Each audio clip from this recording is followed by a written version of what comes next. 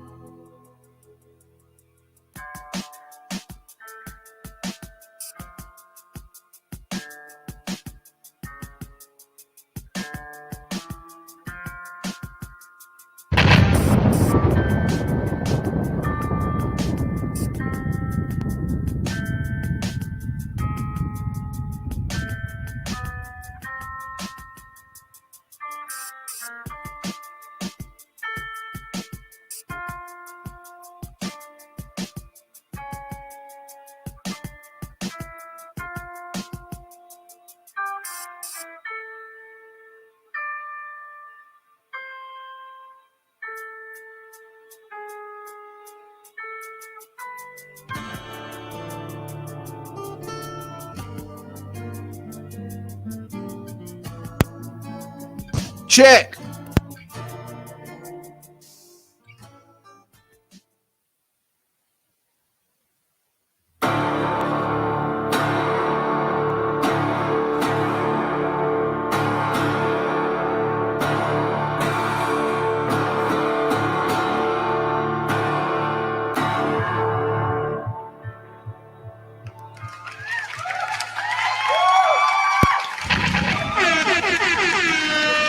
All right, ladies and gentlemen,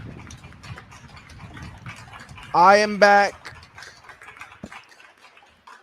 It's your man RTP here with Pewter and Red on the Pewter and Red podcast. We are back. Another day of training camp. Full pads today. Boy, do we got a show for you. We got the usual clips and tweets of Twitter. Then we got 2 press conferences. There was actually 3. One of them was Shaq Barrett. I'm not going to play that because it's not really about football, and I'm weird about death, and I'm really, I kind of feel like some things just, don't need to be asked and talked about. And shout out to him for actually doing a press conference. Me personally, I wouldn't have talked about it at all, but that's just me. But shout out to him for doing it. But like I said, it's not much about football, that press conference, so we're not going to watch that. We're just going to watch the Todd Bowles press conference, and Anthony Nelson did a press conference, I believe. So we're going to watch those 2 at the end. I don't know how long this will go, but It is what it is. We got Tampa Bay Val in the building. What's going on, Tampa Bay Val in the building? One of the day ones. We here. Before we start, let me just say, shout out to everyone. We have 101. 101 subscribers, ladies and gentlemen. We were like at 80. We were at 80 something, I believe, last time I checked. And then I come back on today and we're at 101 subscribers. Great accomplishment. Listen, I was only able to do that because of you guys. I appreciate it so much. Everybody's liking the videos, which if you haven't yet, go ahead, hit that like button now. Everybody's been showing love. Everybody's been liking videos. Everybody's subscribing. If you want to comment on this channel, you're going to have to subscribe. You can only comment on this channel if you're subscribed. So everyone's showing love, man. It's been great. I'm going to show you guys the card. I told everybody that I was going to do a giveaway when we hit 100 subscribers. So we've hit the goal, we've hit the mark, and we will be giving away either. I decided to change my mind. Either we will, I'm gonna leave this up to you guys. So you guys comment in the comment section, let me know. Either we can give away one of these playing cards, which I will show right now, or we can give away a hat. I'll buy a hat for somebody, a Buccaneers hat. So you guys let me know. I'm gonna show you. Let me show you real quick, best I can, the cards. And I'm gonna mute myself.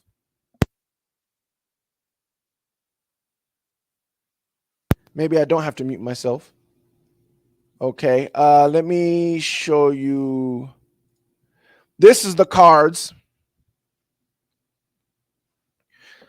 So we got Carlton Davis. This is all signature rookies. Sean Murphy, Devin White, Jordan Whitehead. We got Jamel Dean, Antoine Winfield, Chris Godwin, another Devin White not signed, Levante David, William Golston not signed, Jordan, who's this? Carlton Davis, and Keyshawn Vaughn.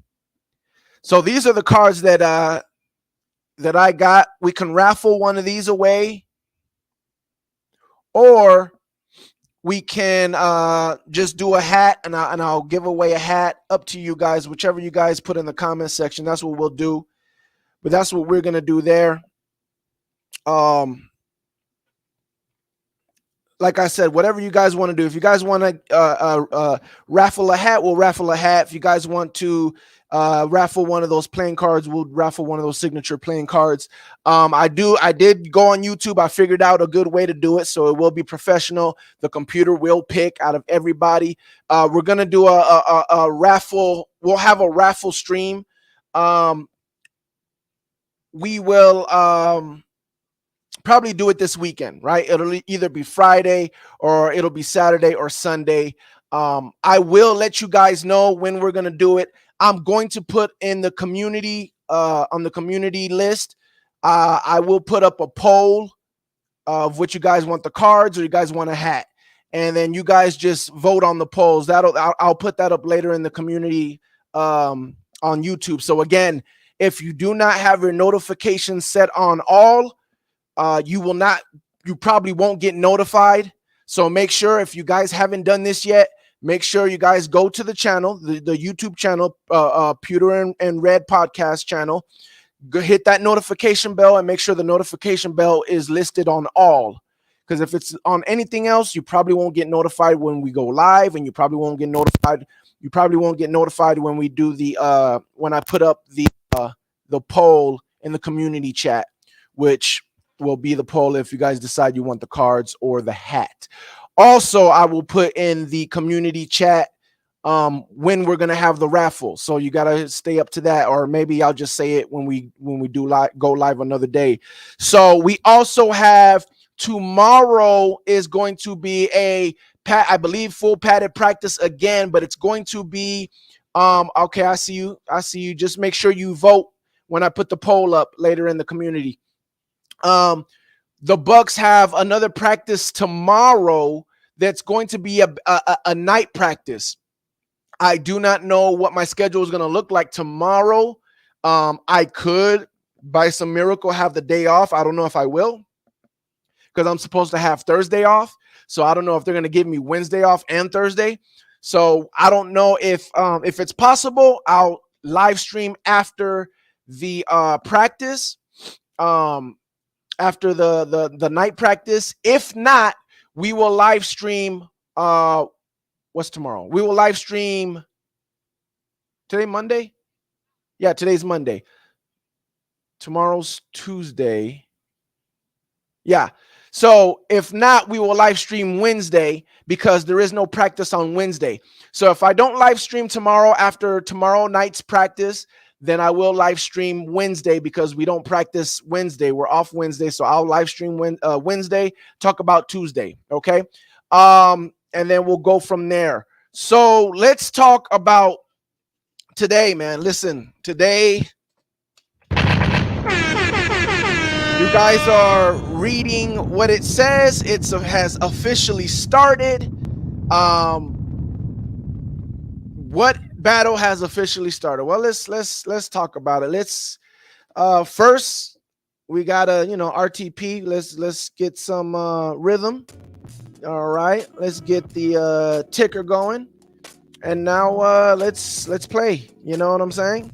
So unfortunately, we're gonna have to start the show like we started it yesterday, with some update with Kalijah Cansey, and Todd Bowles didn't have nothing for us today. He said that they're actually doing the MRI today, so now tomorrow we should have something on him, which I don't know if they're going to do a press conference or whatever after, because again, it will be a night practice. So I don't know how they're going to do that, but we'll see what happens there. But I just saw today for the first time the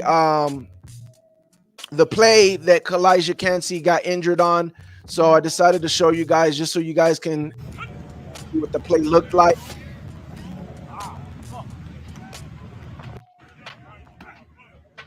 On the drill, and when he turns that corner,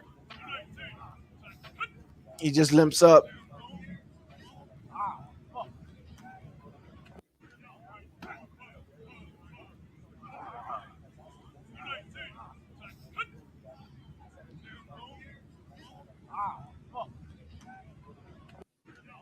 And it's just not pretty. It's not pretty.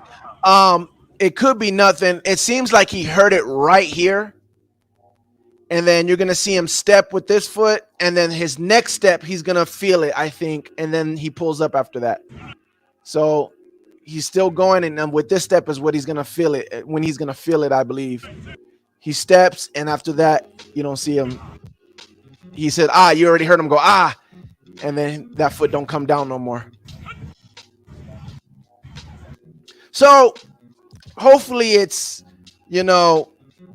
not a bad situation. You know what I'm saying? Hopefully it's easy, like a 2-week or 4-week max. Maybe it's something like that.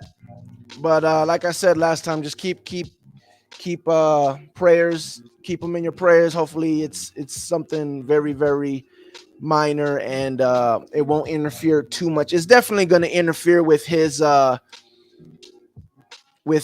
progress, but hopefully it doesn't interfere too much. There's gonna be a lot of popping today. Gonna be a lot of popping today. Thursday, man. There's gonna be a lot of popping today. All right, got McCollum. Thursday, man. Guy, he feeling a little froggy. He's getting cocky. I like it. Confidence. You see it in the young man. Quarterback's continuing to do the play action. I mean, as you can see, it's just important. It's important. So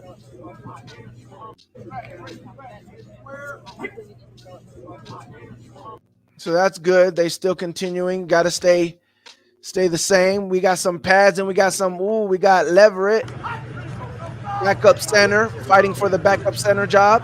We were worried that Hit it hard, baby. Hit it hard. We get to see him. Okay. I was hoping we see Mock next, but guess not. All right, so let's see. It's this training camp, man. It got crazy. Wait to the end. Wait to the end. It got crazy. Hold on.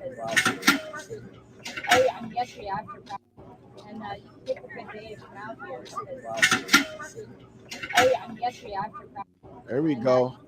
Let's see the power. All right. All right. We could have seen some Gedeke. I want to see some Gedeke. What else we have? There you go. There you go, Gedeke. Let's see that again. All right, Gedeke got some power.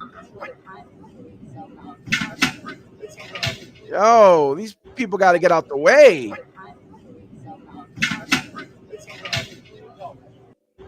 I like how he looks at the coach right after. Like, did I do good, coach? I like that. I like that. Coach pats him on the head like, you got it, boy. You got it.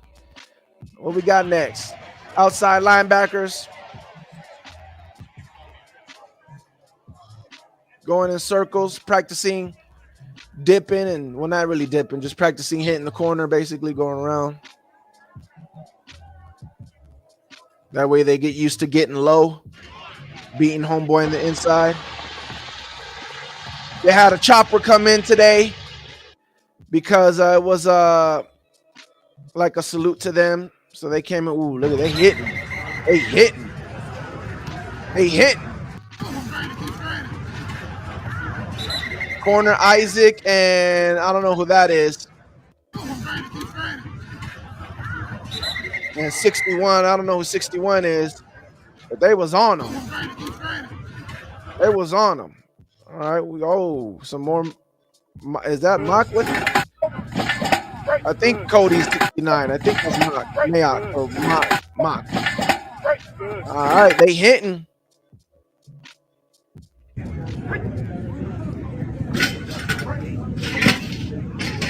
Is that worse?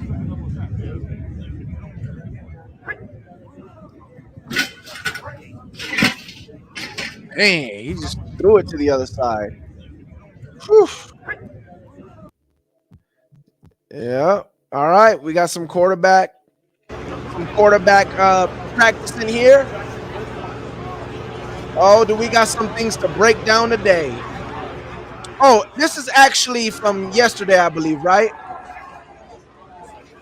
Yeah, this was actually from yesterday, but I liked it because I wanted to show you guys something. Look at, this is Baker, and look at Trask.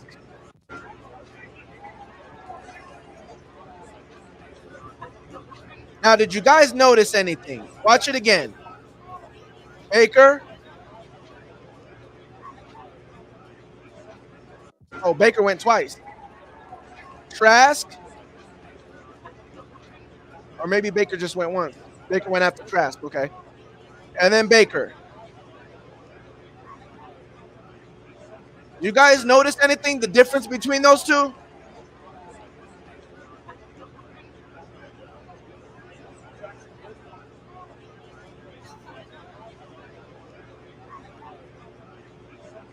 Let me see Baker one more time because I might have just seen something.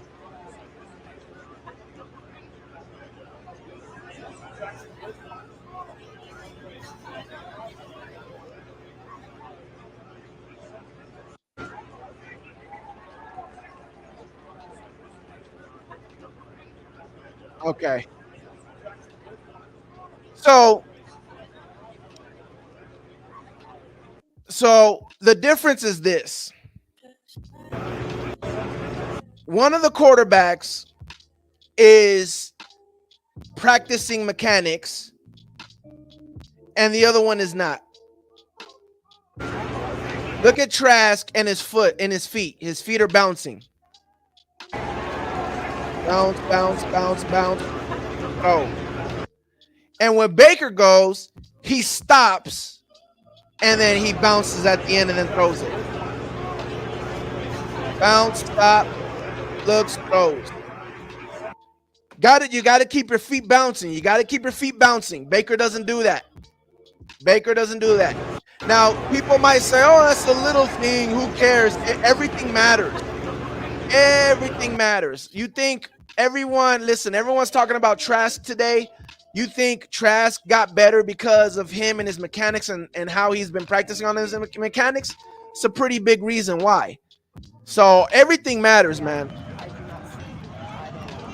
Russell Gage. And I believe Russell Gage was out there today with I could be wrong because I didn't hear nothing about Russell Gage, so I might be wrong. He was definitely out there doing the drills, but I'm not 100% sure if he was with the team doing 11 on 11s or 7 on 7s. K. Dotton, tight ends, practicing on blocking. Justin C. in the building. Let's go. Big Al in the building. Yeah, till I'm cold and dead. You know what time it is.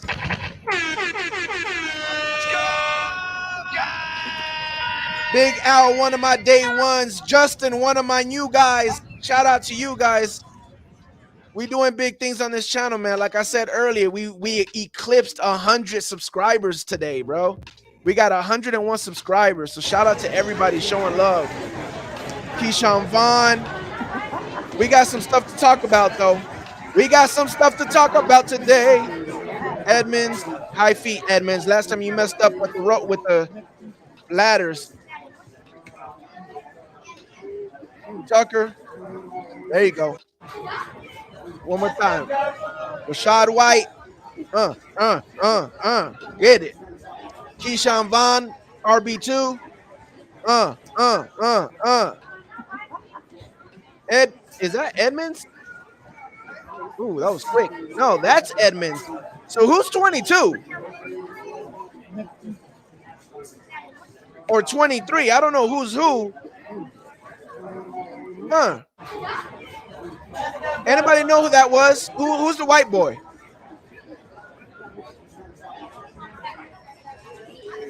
This is 21, Keyshawn Vaughn. And this is, 25. Who is 25? Who's the white boy? Edmonds looks like 22. All right, let me know if you guys can answer that in the comment section. All right, some more running back drills. Got him.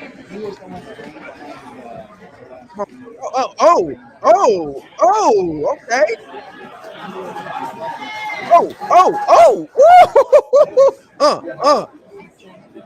I ain't gonna lie, Rashad looked the worst out of all of them. Actually, that wasn't that good either. I don't know if that would work. I ain't gonna lie, Edmonds look nice. Edmonds look nice. I ain't gonna lie, Edmonds look nice on that one. All right, we got some more gunners and protectors. He just passed all of them. He just outran all of them. That'll help you get on the team. Anthony Chelsea just completely ran by 2 blockers in special teams drill as a gunner. Yep. All right, Anthony Chelsea. That'll definitely get you on the team if you could keep doing that, bro. Let's see what else.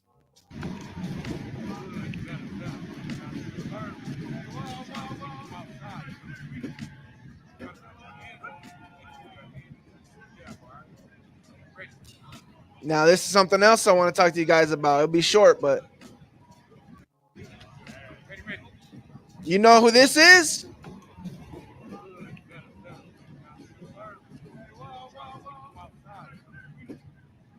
Former Bucks defensive lineman Steve McLendon is working with the defense line during training camp. Working here with Logan Hall, Will Golson, and Will Previlon. I think that's how you say it. Once again, talking about culture, guys. Again, we got players, former players coming in here. We didn't even sign him, and he's in here helping us out. Like, that's what it is, man. Let's see. Big Al says Sean Tucker. Sean Tucker's 44. Patrick Laird is Patrick Laird? That's Ronnie Brown is the white boy. Okay, 25 is Laird. So which one? Is it Ronnie Brown or is it Patrick Laird? Woofs. First of all, shout out to Amber in the building. Amber in the building. Welcome to this side. Welcome to the Pewter and Red podcast.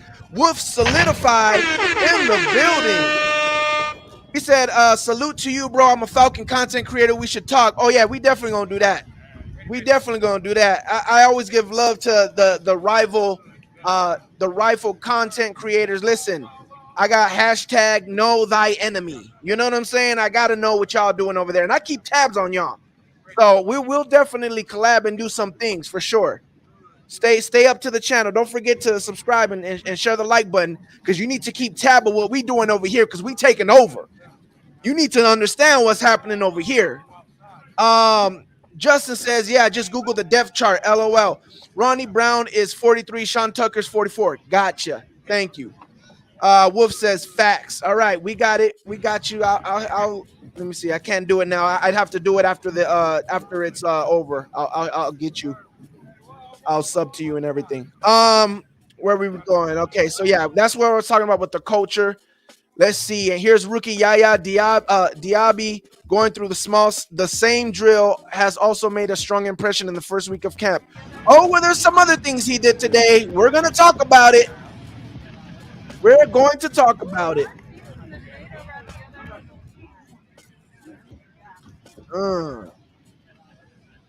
Got to be a little bit more with that start. Get off. There you go.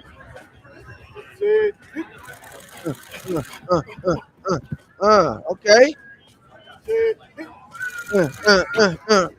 Now, is this the same? Yeah, it is Laird. You're right.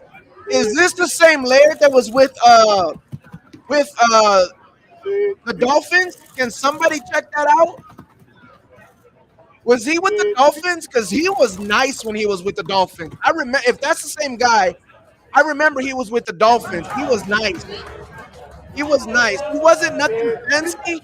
He was like got exactly what the defense gave him. He was no nonsense. Okay, Cali Bucks in the building. Ball gang in the building. Know what time it is? He said, "Yeah, it is. He's the guy with the Dolphins." So yeah, he's nice. I wonder if he makes the team, man. I wonder if he makes the team. All right, we got Shaq Barrett. Is it weird that I'm so scared of these drills now? Now that Kansi got hurt. It's not really these drills. It's the cutting. All that cutting, man, is scaring me. Shaq Barrett looking good. Once again, man, shout out to Shaq Barrett. He did a press conference today. Okay, hold on. We're not ready for that. We're not ready for that. Thank you, Amber. So Shaq Barrett, did a press conference again. We're not going to watch it today because it's really not about football. But if you want to watch it, you guys obviously know where to go. You guys can see that on Buccaneers content. So, all right, let's get into it, man. Bucks and full pads means one thing: truly practicing running the ball on offense and working on run fits. This is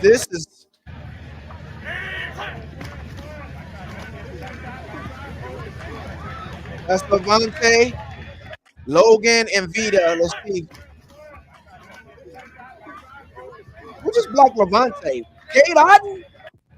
Was that Cade? What a block. So I'm going to tell you right here. Let me see.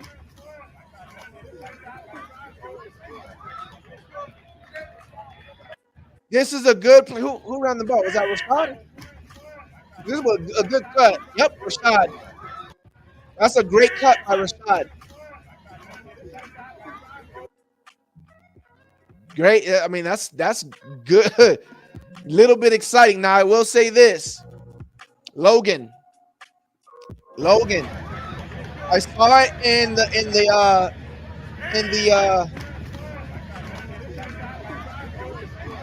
I saw it in the Falcons game, and I know it's week 1, but I gotta, we gotta keep it honest here. Logan gotta get better at. I mean, he like, I don't know if that's on purpose. I don't know what's going on, but everybody did their part. I feel like Logan should have been reacting more of getting in that hole right there. It looked like he didn't even notice. But then maybe this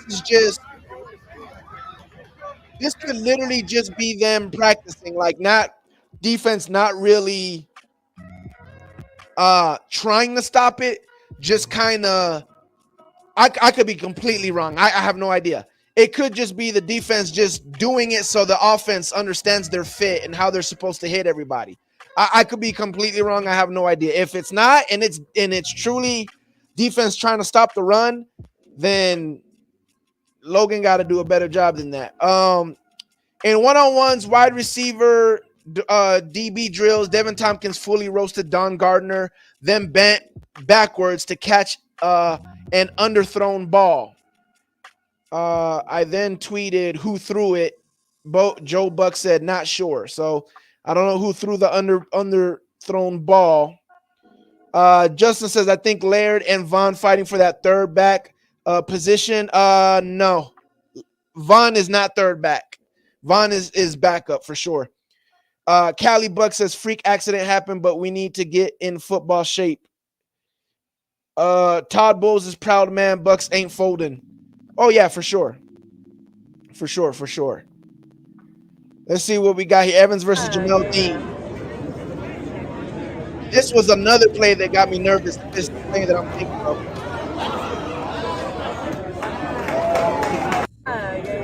So he kind of, we'll see a better angle, but he kind of limps like he got hurt.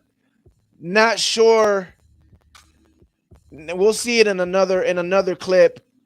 I don't know if he continued to practice the rest of the day or anything, but that looked scary when I saw that. And I saw it from a different angle. I didn't see that one.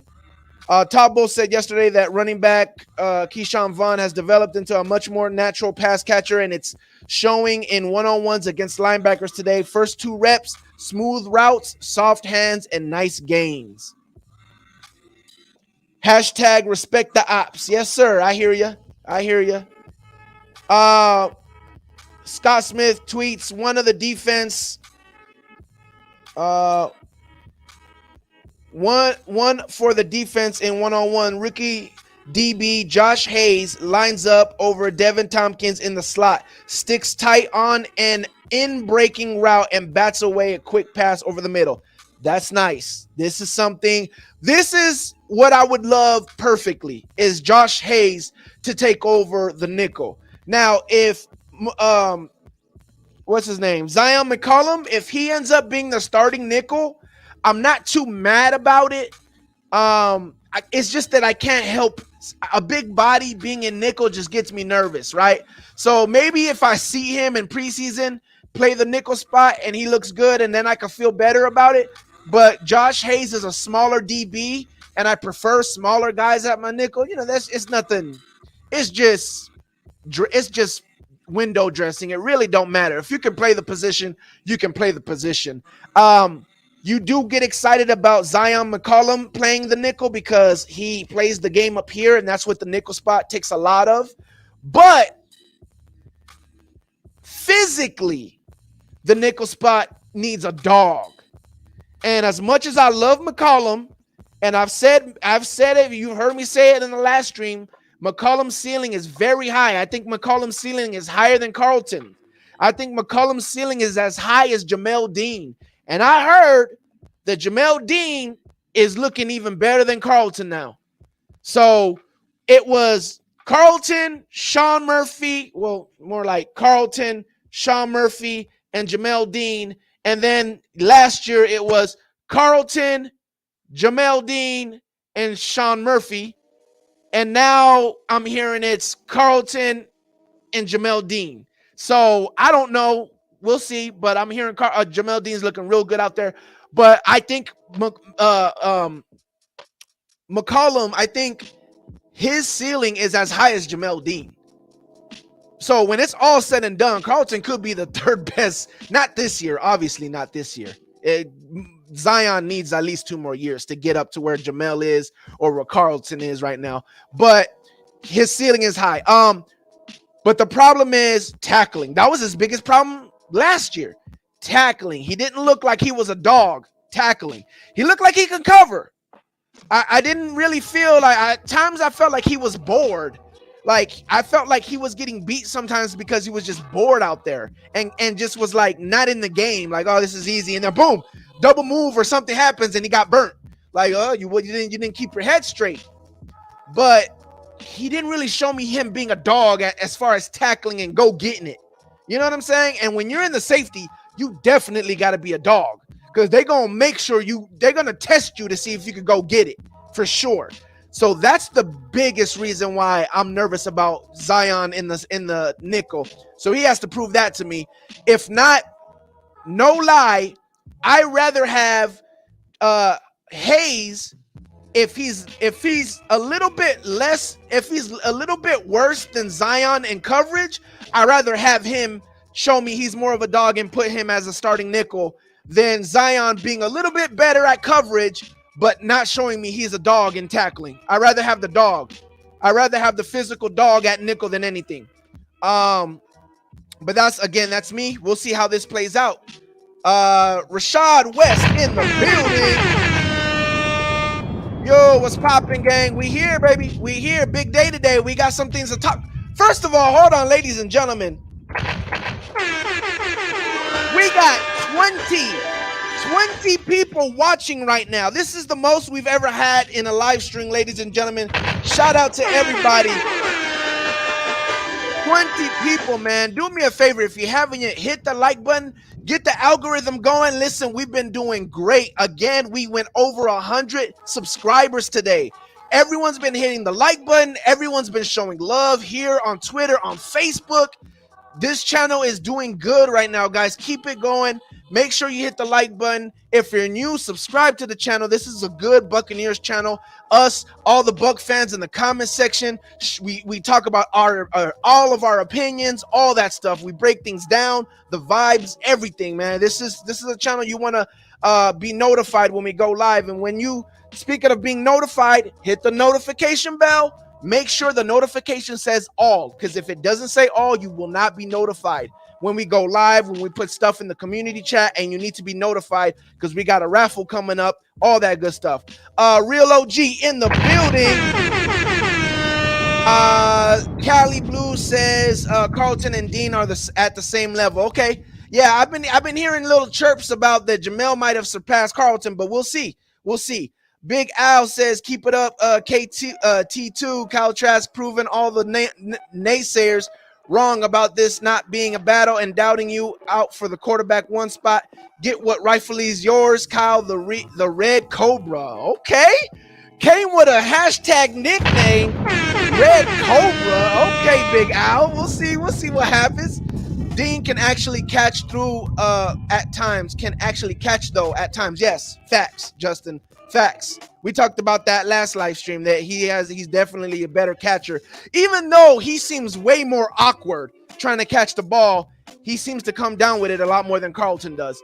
All right, let's continue with the again, man, the tweets start getting interesting. This is the pass breakup. Oh, that's another one. Good pass breakup by rookie Josh Hayes against Tay Barber. This is another quick guy. And there he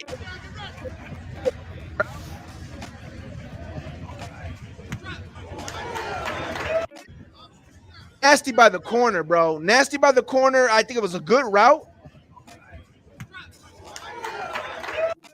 That's not. I like. That's, you know what? This is gonna be a good battle. I like this. I really hope. Woo! That's so nasty. That's such a nasty.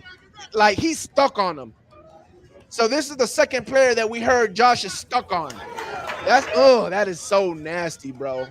I love that. I love that. And you got to understand, I didn't really get to see a lot of these clips because I'm liking these clips while I drive, and I'm a truck driver. So I'm not really like paying attention. I'm driving and like, okay, that's a new clip, and then I like it, and I keep scrolling until I find a new clip. So some of these I'm watching for the first time with you guys. Okay, another run. Now, got to get to the second level. Goal line stand.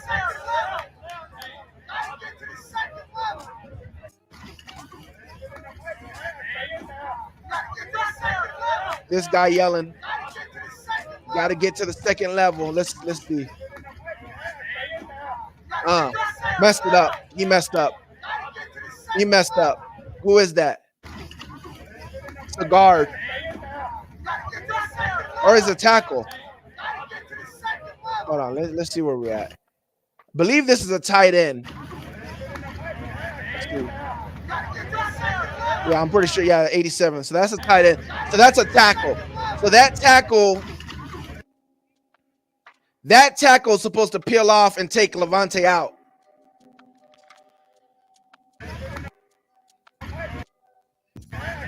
Yeah, he just misses. He's helping him and getting him out the way, but you got to take him out. Levante right there. All right. All right, shout out to Levante doing Levante things. Oh, what a throw. He got thrown open. Kyle Trask, nice throw. That's how you throw somebody open, baby. That's how you throw somebody open, baby. Big number deuce. Big deuce. Big deuce. Let's go. There you go. I like that. So you text and drive, stop self-snitching. I didn't say I text. I said I liked. I liked and drive. I was liking driving. All right, let's see what we got next. We got some things to talk about, people. Wait till you see the last tweet, guys. Okay, this was the play that I told you. It's the same play, but this is the angle I saw that scared me. You saw that? You saw that? How he kind of limped back like, I think they might have bumped knees.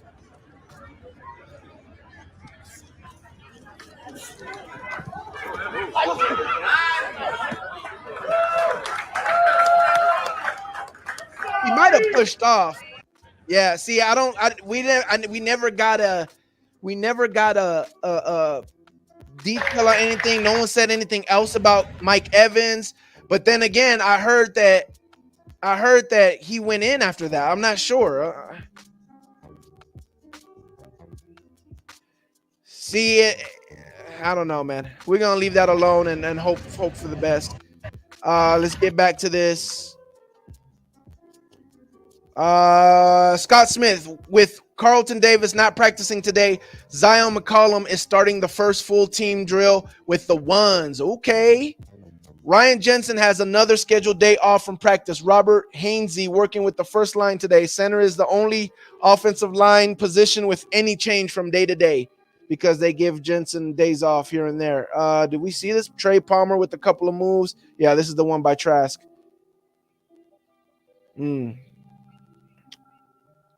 Nice deep ball from Mayfield to rookie Cade Warner down the middle on 11-on-11s. All right, here we go, guys. Here we go. Let's see. I heard he just went into a cool down trailer after. Okay. But did he come out and practice the rest of the day? I think he did because I think we're gonna see him. I think. We'll see if we get any. But here we go. 11-on-11s, red zones, all that stuff starts hitting the Twitter fear. Baker Mayfield connects with Buccaneers wide receiver Cade Warner over the middle for a 25-yard gain. So that's the same play, I believe. Yaya Diaby with a solid pass rush in 11-on-11. It would have been a sack on Kyle Trask. All right, so yeah, Diaby got a sack Uh, Good run to the left on the outside by Keyshawn Vaughn for about 15 plus yards. Okay. John Wolford throws a touchdown to Mike Evans. Okay, so he did get in there. There we go. Good. On a rep in the red zone. Okay, good, good, good. So this is Chris. Woof, woof. How you stop that? How you stop that? How you stop that?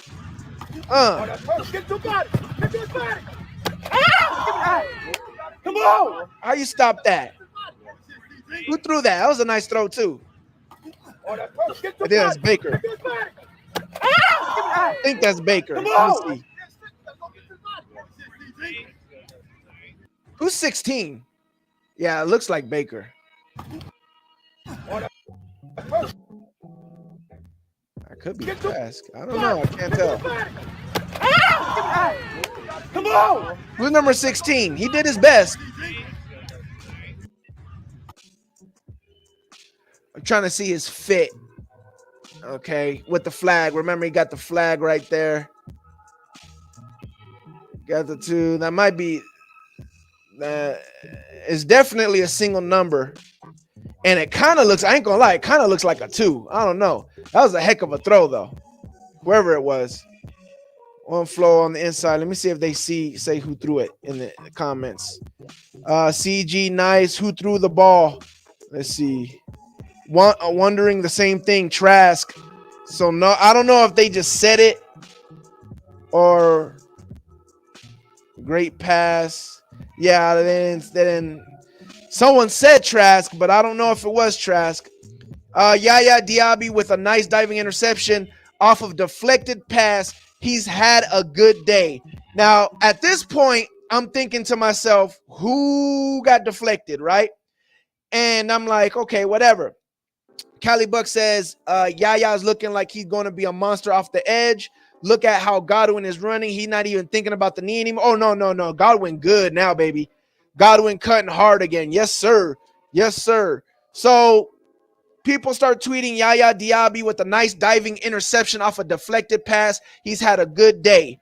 Someone else put the Bucs offense showing off the added movement and motion under OC Dave Canales. Wide receiver Russell Gage quickly goes from left to right of Kyle Trask to catch a ball out of the backfield. So showing the motion. Bucs safety Antoine Winfield Jr. picks off a quarterback Baker Mayfield pass up the middle. So I'm like, oh, Baker got picked off. Then we find out that Baker is the one that got tipped and got intercepted by Diaby. So now I'm like, okay, Baker got 2 interceptions. Okay. Now, at first, I wasn't thinking about the first interception by the tipped interception by what's his name? Baker. But then I remembered, if there's any Panther fans in here, if any of you guys have been in some of my other live streams and you've seen the Panther fans that jump on my live stream, they all been yelling the same thing. They're all tweeting me the same thing. Oh, Baker gets tipped a lot at the line. He gets tipped a lot at the line. I'm like, yeah, whatever. That's the last thing I'm worried about. But Baker just got tipped at the line, and it resulted in an interception. So, there's nothing you can do about it. If the guy gets tipped, the guy gets tipped. And to be honest, most of the time, it's not really a size thing. Most of the time, some of the taller quarterbacks are the people that get tipped the most. It's a weird stat, but that's the truth. And some of the shorter quarterbacks, you would think they got tipped all the time. They don't. But in this case, Baker he gets tipped. It happened a lot with the Panthers. I've never heard it anywhere else but with the Panthers. But I will say this. Panther fans have came on here many times and talked about it and complained about, oh, he gets tipped a lot. I'm like, bro, stop saying stuff about who cares. And now all of a sudden he just got tipped. He got tipped. It resulted in an interception. Shout out to Diaby for getting that diving interception. But then after, he gets another interception by Antoine Winfield Jr. Then it says, the next tweet is, While Baker Mayfield's red zone drive ended in an interception, Kyle Trask connects with rookie Trey Palmer for a touchdown. So one guy's getting intercepted, other guys throwing touchdowns. The next tweet, Kyle Trask connects with tight end David Wells in the red zone to get near the goal line, and then the next play throws to Trey Palmer for a touchdown. A successful two-play red zone drive for Trask. So I'm thinking it's part of the first tweet we just saw. Crazy diving sliding catch by Cade Warner in final period. And I believe Trask threw that. Baker Mayfield connects with Cade Warner about 20 yards deep down the right sideline. Warner dove to make a great play on the ball. Okay, so maybe that, let me see. I hate Adam Humphrey comparisons. So they're not saying. Tough scene for Baker. Oh, do we gotta? Oh, wow. Oh, wait, this is old. Is it old? This had to have been from yesterday. So this is the interception by yesterday. Hold on. Oh, my gosh. We didn't see this. This was from yesterday. Baker got the interception from yesterday with Servassier. Oh, my gosh. That is such a beautiful... Bro, that is such beautiful coverage. He just literally dropped in the lane, and as soon as the tight end was moving, he just moves beautifully Baker threw it right to him. You're going to see him come over here. Oh, no, he comes from this side. Hold on, he comes from the right. Jeez Louise. So he's over here on the right. Oh, my gosh. He goes from acting like he's going to blitz to, oh, my gosh, to dropping to the middle of the field. Look at dropping.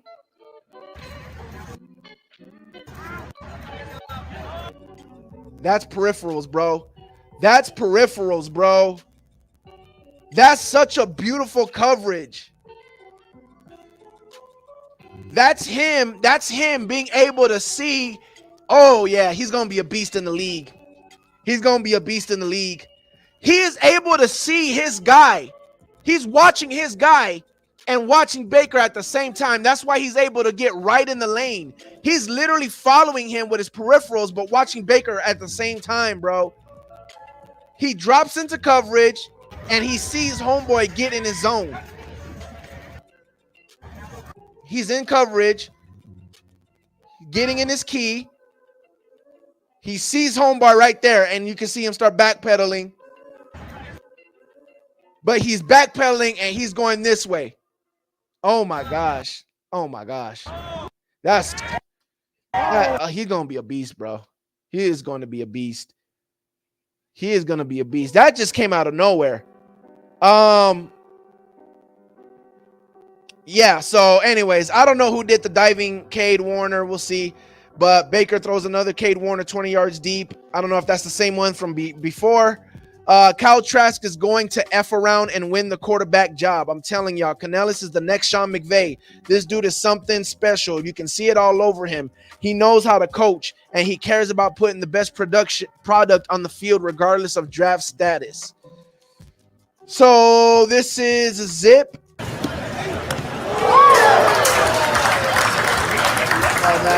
That was the play earlier.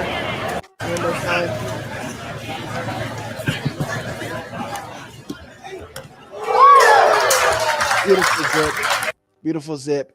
And we come to the end. So now we got an article by Joe Bucks fan who actually breaks down the passes. So I don't know how many of them he broke down, but let's listen to this because it gets very interesting. It gets very interesting. Let's skip all this. Wait, what is this? Red zone. All right.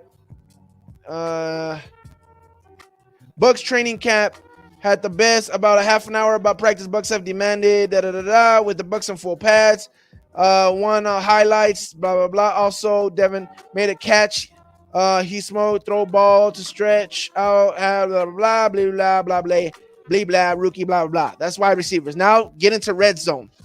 Listen to this. Before we do that, let me read these comments real quick. Question, or you keep your other channel, or are you doing everything on this new channel? Everything's on this channel.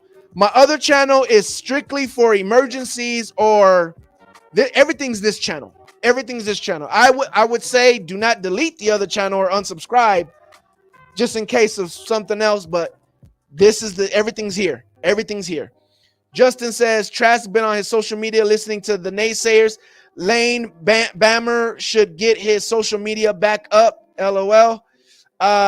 Trask been on his social media listening to the naysayers. Maybe Baker should get back on social media. That's what you're saying. Okay. Callie Buck says Bucks made a lot of picks that look like they have bright futures. Yes.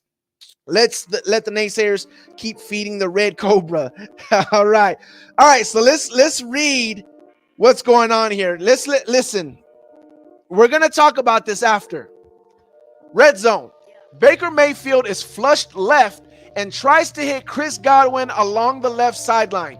The ball was sort of up for grabs between Godwin and Antoine Winfield. The Pro Bowl safety jumped with Godwin and knocked it away. Mayfield tries to connect with Cade Otton in the right flat, and Otton dropped the ball. Mayfield did spread option handoff, where a quarterback takes a couple of steps as he holds the ball in a running back's gut. Then he releases, and Sneak Vaughn gets a solid gain to the left. Next play, Warner gets wide A, but hoping deep over the middle. Mayfield hits him for a monster gain. Now, I don't know. Okay, never mind. So this might be the 20-yard play or one of the big plays by Mayfield. But again, there's either two things. It's either a big jump ball, like it's either Mayfield throwing it to whoever, and they're just trying to jump ball and they end up snagging it down, and now it's a big play, or the guy's wide open. So far, it hasn't been any like, oh, it was one-on-one and over the top, Mayfield, got him. You know what I'm saying? Like, it hasn't been any of that. I keep hearing people say that Baker's the only one that's getting big plays. But again, all Baker big plays are throw it up where there's two people on a wide receiver like Mike Evans or Chris Godwin and hope that one of them comes down with it, or hope that Chris Godwin or Mike Evans comes down with it, or it's a busted play where someone's wide open. That's the only times we're seeing him really get a big play. None of it has been like, oh, he saw, one safety high. He knew he had one-on-one on the sideline and he hit him down the field. It hasn't been anything like that. Next play, Warner gets, we read that. Overall, Joe thought the Bucs run defense was stout today. Chase Edmonds tries to run left and there's no room at the end. As Joe states, Trask probably had his best practice since he was drafted, but he did regress with one pass. The thing that has changed about Trask in Joe's eyes is that he is no longer throwing lollipop passes. Instead, he is rifling the ball. But on this play, Trask reverted a little to lobbing a pass. He did this aiming for Evans, but regardless, it worked. The pass, despite being soft, was dead on as Trask lofted the ball in the middle of three defenders where Evans hauled it in. So I don't know if it's, he goes up and three defenders are trying to swat him and he grabbed it, or if it was like, placed, boom, right before the three defenders got there. I'm not sure, obviously. Shiano's man corner, safety Christian Izian from Rutgers races in on a blitz and forces Trask to dirt the ball. So that might have been one of the blitzes. No, it wasn't. That was Diaby who got the sack.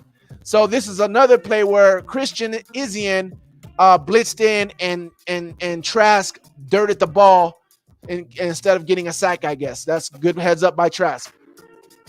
Godwin catches a pass from Mayfield along the right sideline, cuts in and has a big gain. Rashad White runs left and there is a mound of humanity to stop him. Vaughn has a rare big run on the Bucs defense to the right for a touchdown. Despite the Bucs being in full pads, it appears the defense isn't allowed to tackle. Trask tucks and runs for the left pylon through the play would have been likely blown dead in a game. Grant Hemmings at right tackle jumped. So Trask takes off, but the play would have been dead because it was an offsides by Grant. He jumps the right tackle. Tay Barber gets a few yards on a bended around. Mayfield, I guess that's supposed to be an end around. Mayfield throws left, and a mysterious defender jumps the route and nearly has a pick. Who was this mysterious man? Why, it was none other than gray-beard Levante David. He was upset he didn't have the pick six. So Mayfield should have had another interception. It says Mayfield throws left, and a mysterious defender jumps the route and nearly has a pick. Levante drops it. So it should have been a 3 interception day. Mayfield dirts the ball due to pressure from Marquise Watts, Charlotte. Then we go, that was the red zone period. Now we're on 7-on-7s. Mayfield throws 2 passes back-to-back to the left side medium to tight end David Wells and Payne Durham. Trask throws over the middle to Godwin, and the veteran turns what was a decent gain into a large one with a good catch and run. Trask connects with Russell Gage over the middle, and rookie linebacker Servassier Dennis nearly broke up the pass. So he connected with Russell Gage, and rookie Servassier Dennis almost broke up the pass. So this is what we talked about. Was it yesterday? One of the streams. I think it was yesterday. No, it wasn't. It wasn't yesterday because Trask didn't throw an interception yesterday. It was the practice before yesterday's practice, where Trask threw the interception. And what did I tell you guys? Especially feeling like he's basically a rookie, like he hasn't had any snaps. This is the time where you want to see what you can do. You want to see if you can throw it past somebody. You want to see, what you can do with your arm.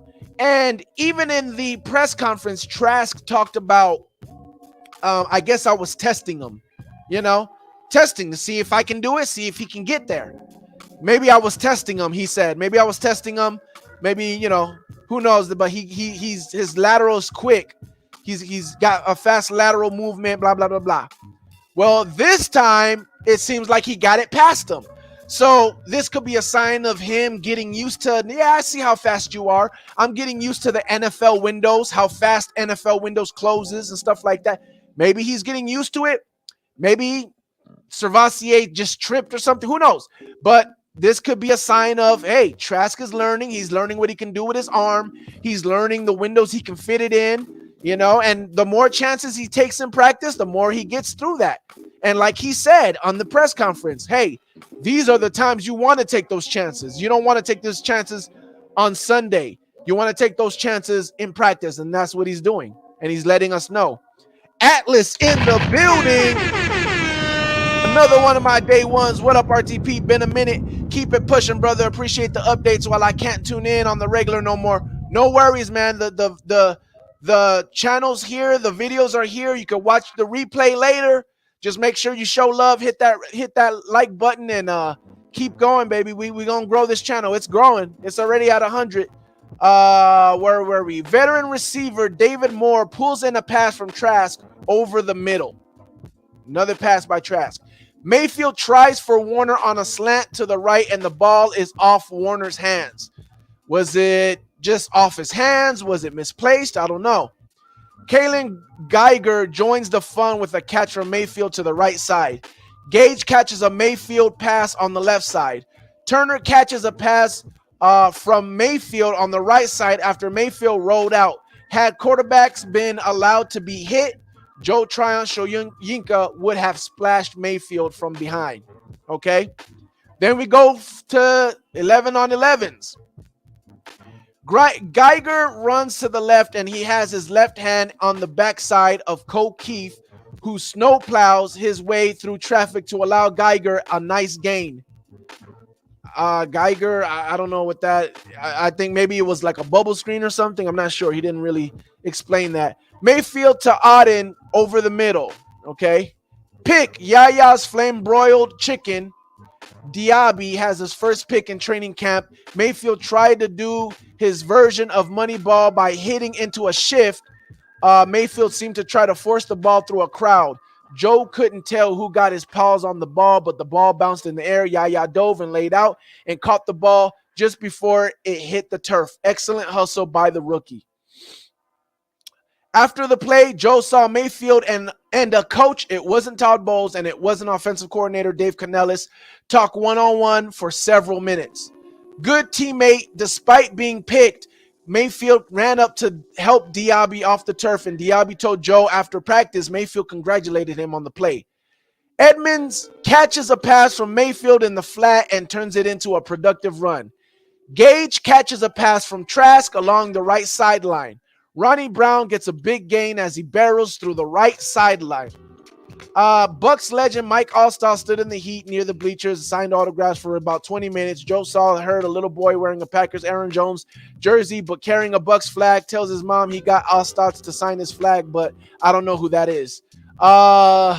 Mayfield drops back and Keenan Isaac flies in right away and was peeved. Isaac would have splashed Mayfield if that was a game. You could hear him screaming in frustration that he couldn't touch Mayfield as he had the Heisman Trophy winner, a dead man walking. So blitz that should have got there, and I guess he did get there. I don't know. Trask is flushed to the right and connects with Moore along the right sideline. Whoa.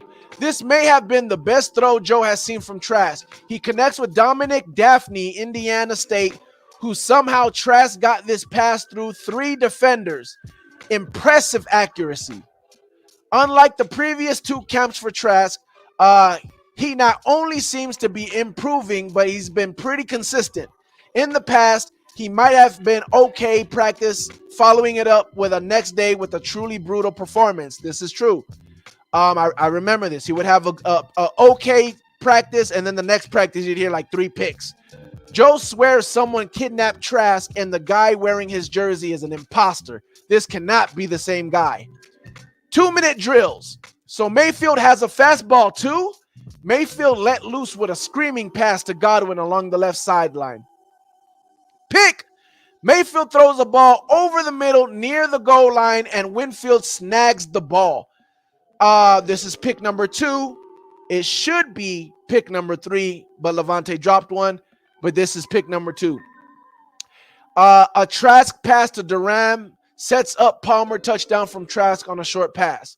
Mayfield tries for Ryan Miller on the left side. The ball hits Ryan Neal squarely in the chest. Neal, however, couldn't hang on to the ball. 4. So it should have been 4 picks.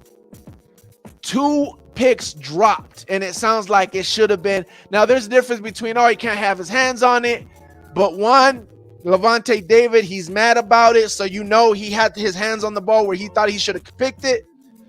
And Levante, it is what it is. And here it says it hit Ryan Neal in the chest, which means he definitely should have picked it.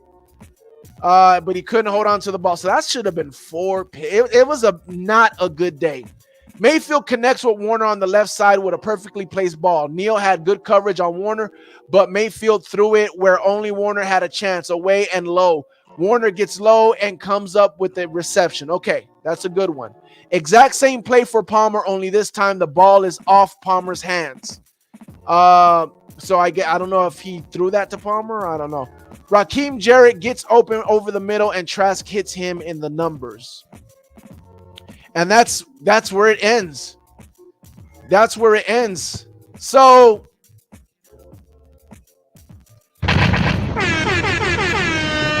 listen,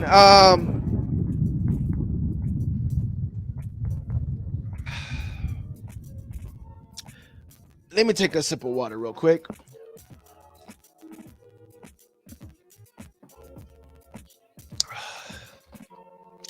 Big day. The reason why it was a big day was because Like I said in the title of this training camp video, it has officially started for a lot of Buck fans now. There is not one media outlet, YouTube content creator that feels any different now. Period. That reminds me, shout out to Pewter Report. Shout out to Locked On Bucks. Shout out to all those content creators. I keep my eye on everybody. I get news from everywhere, and I bring it all to you guys, and I break it down. Okay, I hear this, I hear that. Twitter, YouTube, radio, everything. Facebook, I bring it all here. And everybody has eaten crow that didn't believe in Trask. Everybody has been on their apology, what I like to call apology tour, right? They all have come out and said, some of them said, I'd hate to say it, but this is a real competition. And Kyle Trask really has a shot. Some people have came out and said, listen, it's time to stop ignoring Trask. It's time to stop acting like Baker just has it in the bag, because it's no longer true. Everybody that went to training camp is seeing it. We got more and more fans that are coming from training camp, going on Twitter, going on Facebook, going on YouTube and saying, Kyle Trask, this is happening. This is really happening. And it's not, you know what it is as well, is that Baker is not looking too hot. It's not that Kyle Trask is keeping up with Baker. It's that Baker doesn't look to be keeping up with Trask. And it's forcing people to say what they're saying now, because it's starting to look like Trask might win this competition. If Trask and Baker were keeping up with each other, there would still be like, yeah, it's a competition, but we know who's going to win it. Everyone would be saying, yeah, it's a competition, but we know who's going to win this. They still would be saying that. But the fact that it looks like Baker is not able to keep up with Trask, what Trask is doing, this is the second practice in a row that fans got to see. Third practice that people are hearing. There was one practice that rumors were going and people were whispering, Trask low-key looks better than Baker. Baker doesn't look like he's as good at Trask, but it was just whispers. Then fans came in and saw it for themselves and was like, it's just one day. It's just one day. And Trask was on fire. But then the next day, Trask had one of his better practices again. Still another good practice.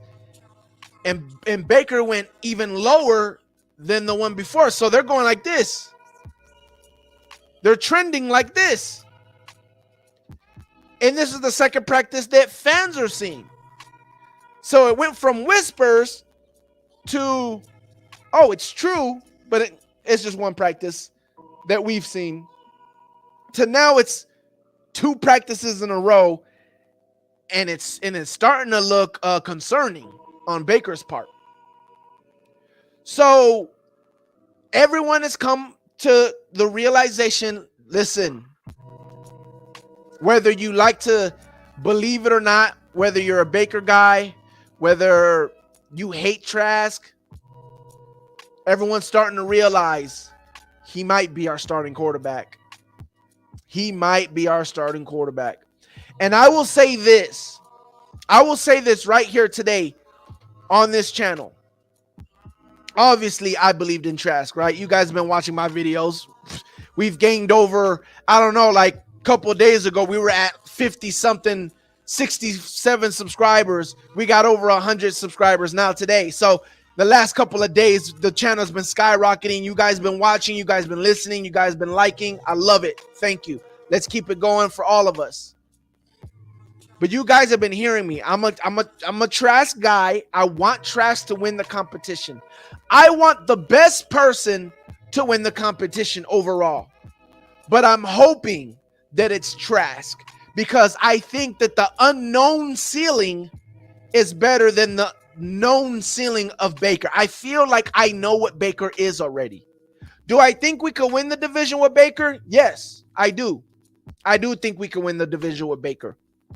But I don't see Baker. Well, I'll say this. Before everything was going down, I thought there was a small chance that Baker could have a Geno Smith type of season for us.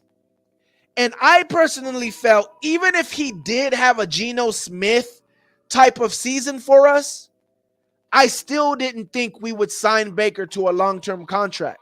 Even if he won the division. You know what I'm saying? Like, I still, Baker would have to have a better season than what Geno did for us to sign him to a long-term contract. So that means that even if Baker had a decent season, we'd still not have a quarterback and we'd still be searching for our future at quarterback. Now, maybe we sign Baker to another one-year contract, and if he performs again or performs better, then maybe we do that. I don't know, but we got to get to that point first. But because of that, my whole thought process was I'd rather see Trask win the job and have Trask go out there because we don't know what his ceiling is. Everybody was saying, we know what Trask is. He's garbage, blah, blah, blah. He couldn't beat out Blaine Gabbert. And I kept telling everybody, stop that. That's a false narrative. They never gave him a chance to be. He was never going to be the backup quarterback. We were in a Super Bowl window. They were not going to put in Kyle Trask at any point, even if Brady got hurt. They were not going to put in Trask to help us win a Super Bowl when we know that Bruce Arians' system will torture a quarterback trying to run that system for his first time. We've seen it with Peyton. We've seen it with Ben Roethlisberger. We've seen it with Andrew Luck. It don't matter how talented the quarterback is, how elite that quarterback is going to be in the future. Year one in that system, when you're year one in that system trying to play in the regular season, you're going to have a lot of ups and downs. They weren't going to take that chance with Trask. They were never going to give him a chance to beat out Blaine Gabbert and be quarterback too. Because even if he looked better than Blaine Gabbert, they still didn't want him to take the lumps and bruises in a regular season while we're in the middle of trying to win a Super Bowl. No. They rather go with Blaine Gabbert, who already been in the system, who already took his bumps and bruises and lumps in the regular season and in the playoffs. They rather him stay ready as the backup in case something happens to Tom Brady. So this whole notion of, oh, Baker never had a chance because he couldn't even beat out Blaine Gabbert to be the backup. He never had a chance to be the backup. They never thought of it. They never gave him reps. So we never knew what his ceiling was. And me knowing that and understanding that, not knowing what his ceiling is, I'd rather take that. Because if he can beat out Baker, who has been in the who has been in the league for 4 years and has playoff games in him, and he beats that out, okay, we might have something there. And then we win the division with Trask and he does like Geno numbers. We're talking about pretty much his rookie year. Oh, we got a bright future. So that's why if it might seem like I'm a fanboy for Trask, but I have wanted Trask to win this division because of what opportunities could happen if he does win this competition. The The ceiling is limitless right now. We don't know what the ceiling is for Trask, so I'd rather that happen. But I wasn't gonna rather have that. I wouldn't have seen Trask do worse than Baker and still want Trask to win the starting position. Of course not. If Baker was better, I would have wanted Baker to be the starter. So with that said, I'm gonna say this. Listen, to Baker Mayfield, and to anybody who's a Baker guy, who's Team Baker, this means nothing at all. I know it seems like I'm hating on Baker. I love that Baker's doing bad. It ain't even that. It's really that I love that people that counted out Kyle Trask is having to eat their words. That's the truth. Because I've been telling people, don't count him out. And people acted like, oh, no, he's trash. He's not. We don't know what he is. I wasn't saying don't count him out because I think he's gonna win the competition. I was just saying don't count him out. Don't say that he's bad when we don't know if he's bad.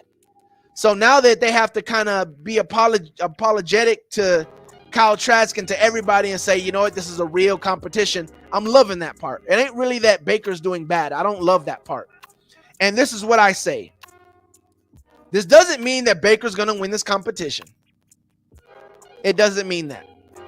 I will say this, Baker he has to get some traction back. He has to, and it can't just be one, Baker had a 3 interception day and Baker was lights out. And then the rest of the preseason and training camp and all that, they were kind of even. It can't be like that. It has to be what Trask has been doing to Baker and how much Trask has been leaving Baker. Baker has to do that back to Trask and catch back up. That's what has to happen. Now, it easily can happen because it's only been 3 days, right? And it's only been pretty much the first week.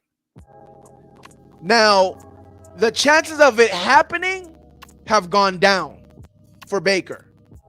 The chances of Baker catching up to Trask, I would say, have gone down to, as a matter of fact, I'll say this. It's gone down to 50-50, or I don't even know if that's going down, right? It's still 50-50. Because, again, Baker was the leader. I've said that from the beginning. Baker is the shoe-in to start. Baker, by default, was ahead of Trask.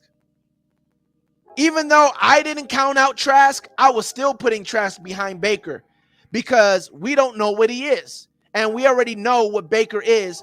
So, boom, he's already there, and Trask was behind him. And even though, boom, boom, boom, boom, Trask is taking the lead, it's a 50% chance that Trask still wins this competition. So it is now, when I say it's officially a quarterback competition, it is officially a quarterback competition. If by any chance you thought that they brought in Baker Mayfield because Todd Bowles wanted Baker Mayfield, and he did. He said he wanted, when he was with the Jets, he wanted Baker Mayfield. That doesn't mean that he brought in Baker Mayfield to be the starter for us, but he did say he wanted Baker Mayfield when he was with the Jets. Bruce Arians said he wanted to draft Baker Mayfield. So if you think that Todd Bowles did bring in Baker Mayfield because he wanted him to be the starter, then that's your opinion. But I will tell you this, if Dave Canellis brought in Baker because they wanted him to be the starter, if Todd Bowles brought him in because they wanted him to be the starter, if Jason Light brought him in because they wanted him to be the starter, it still don't matter. I guarantee you, it does not matter. If they're seeing Kyle Trask play like this and they're seeing Baker play like that, I guarantee you it does not matter who they wanted to start. They're going to say, Trask is our starter. I promise you. You know how I know? Because of the way they run this team. This team is ran, again, culture. It's ran by you do your job, you get paid for it. You do your job, you receive the benefits. No one will take your job because you got hurt and you got replaced. You got hurt. Once you're healed again, you got your starting position again. But if you're slipping and the guy that replaced you when you were hurt was actually doing something, your leash is short. We will give you a chance to redeem yourself and come back from injury. We will give you a chance to redeem yourself and show that you can do what we're asking you to do. But we're about competition here. We're about best man plays. That's what this culture is about. I don't care if we gave you a contract to be the starter. I don't care what the circumstances were. If you're being outperformed, you will be replaced. Period. And you best believe they're definitely thinking about that when it comes to the quarterback. Now, me personally, I believe that it was truly a competition from the beginning. I don't think Todd Bowles, Jason Light, Dave Canellis, I don't think any of them felt like, oh, it's going to be Baker. Let's bring him in here. I think they said, we like Trask, but we need competition. Baker's good competition. He might even win it. Bring Baker in here. Boom. We got a true quarterback competition. May the best man win. I think it was a true competition from the get-go. But no matter what side you're on of what you think it was, right now, you know now. It is a true competition. And continuing to what I wanted to say, which is it's now 50-50's chance of either one of these guys winning. There's no longer Baker has playoff games, so he's probably going to win. There's no more like, Trask doesn't have as much experience, so Baker has the edge. All the edge are gone. All the edges are gone. Baker has no more edge. Trask has no more disadvantage. It is now quarterback versus quarterback. Hey, whoever performs is going, period. Whoever performs is getting it. And practices mean a lot. Don't get me wrong. Practices mean a lot. Games mean more. Preseason games mean more for a few reasons. One, sometimes a guy is just doesn't do good at practice. Sometimes a guy just doesn't do good at practice. I'll tell you, I don't think that's the case with Baker. I think Baker is fine. I said this in the other stream. I think Baker is kind of struggling with this offense. A lot of people don't buy that. Everyone was talking about, Baker, there's no way he can struggle with this offense. He learned the Rams offense in 2 days. No, he didn't. That's another false narrative people keep talking about. Baker learned the Rams offense real quick. He's not going to struggle with this. No, false. He didn't learn the Rams playbook. What he was learning was route concepts. You've done this route concept before, right? Yeah. Okay, we're going to call this route concept. Just focus on the route concept. Baker wasn't over here going through progressions and knowing the playbook and knowing what everybody. He wasn't doing that. He was given a route concept. I understand the route concept, which he understands here. He's already said it. He understands the playbook. He understands the route concepts. It's the wrinkles that gets put in that he gets confused with. He didn't say that he gets confused with it, but I broke his vibes down and I broke down what he's trying to say, and that's what it is. It's the little wrinkles that they put in that he's still struggling with, that he's still trying to get a grasp on. And that's what we're seeing. But again, I can't say that for sure. I don't know. I just have a strong feeling. Usually my feelings are right, but I'm having a strong feeling that's what it is. His mechanics, we've seen a few times. His mechanics are, he needs to work better on his mechanics. In the pocket, we already know this. He's not the same person in the pocket. Maybe we're not rolling out as much. Maybe we will roll out as much. But right now, we're trying to see how good can Baker be in the pocket. Maybe we're trying to expose Baker to see, like, okay, if we do have Baker as our starter, we see that he's good or decent when he rolls out. But how is he as in the pocket? Because right now, Trask is being as good as Baker, if not even better than Baker, rolling out. And we already know that Trask can play in the pocket. So he's outperforming him. I said that in like 2 streams ago. The part that Trask is going to have to beat out Baker is when he rolls out all the bootleg stuff, on the run stuff. If you see Trask doing his mechanics when he does the bootleg, doesn't look natural. But we've already seen about 2 different passes where Kyle Trask, during like a play, not a drill, during a play, roll out and throw to the sideline, and his mechanic looked way better. It looked a lot more natural because he's not thinking about his mechanic. He's just throwing it and trying to get a good spin and an accurate ball. But when he's doing it, when he's rolling out and passing the ball in drills, Trask doesn't look so natural doing it. It looks like he's really forcing it, like he's really trying to do it with his mechanics, and it looks awkward. But when he's actually playing, his mechanics throwing on the run looks actually a lot more natural. And I said it a couple streams ago. I said Trask has to beat out if Trask can beat out Baker on the mobile stuff, he has a real good chance of winning this competition, because I already know he's going to beat out Baker in the pocket. I already know he's going to be a better quarterback in the pocket than Baker. So I don't know what our offense is going to be. I don't know why Baker is struggling so much. Again, I don't know if we are going to roll out a lot more, and maybe we're not rolling out in practice as much because we're not going to roll out as much in regular season games, or we're not rolling out as much because they want Baker to get better at being in the pocket, or they want to see how good Baker can be in the pocket. They could be rolling out a lot. You know what I'm saying? I don't know. I don't know what's going on. I'm trying my best now to explain some Baker situations so people can understand. I want the best for the Bucs. I don't just want, if Trask wins, great, but it's not just about Trask. It's about the Bucs. So 50-50. Anybody can still win this competition. Trask is doing better at practice.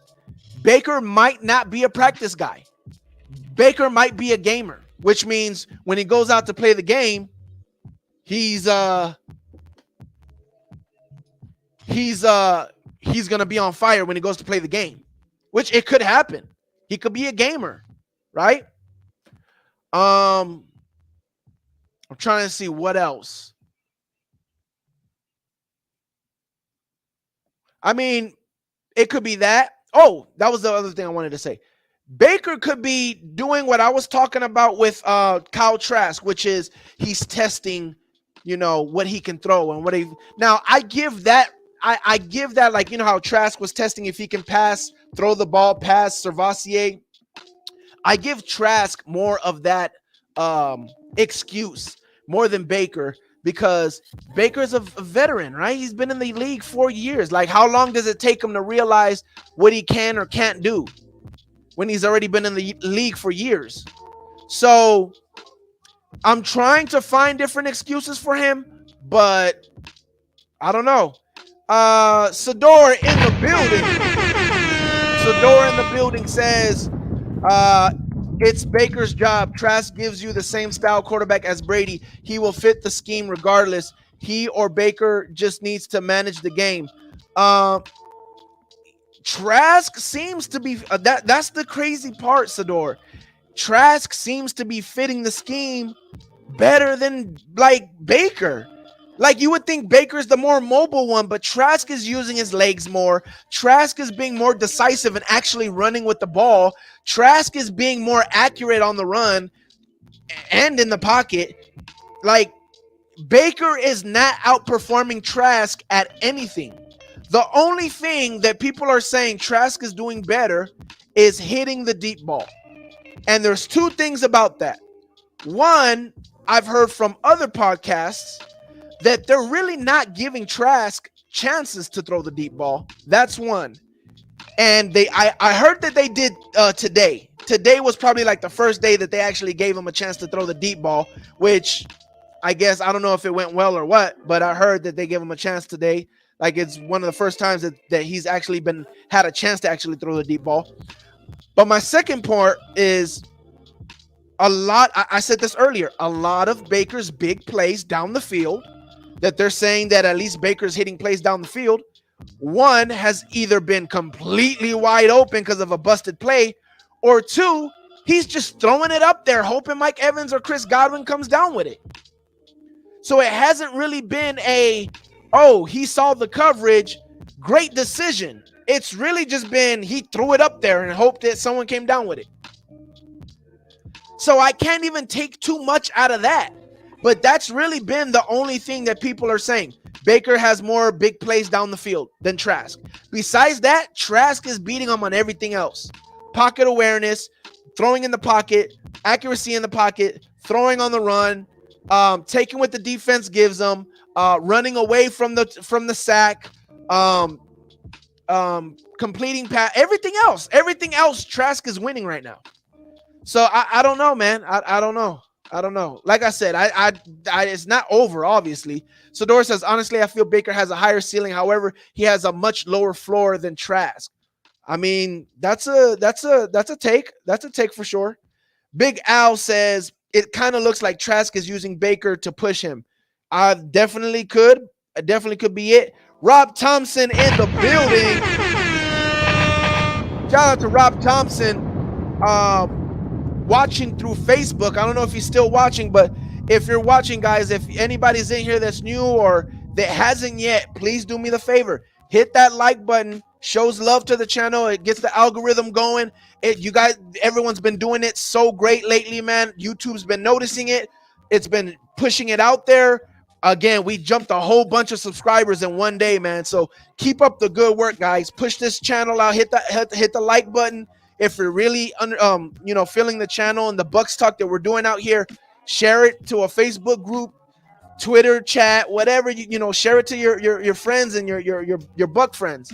But please do me that favor. Hit the like button. If you're new, subscribe to the channel. We do great Buccaneer football talk as you've been watching.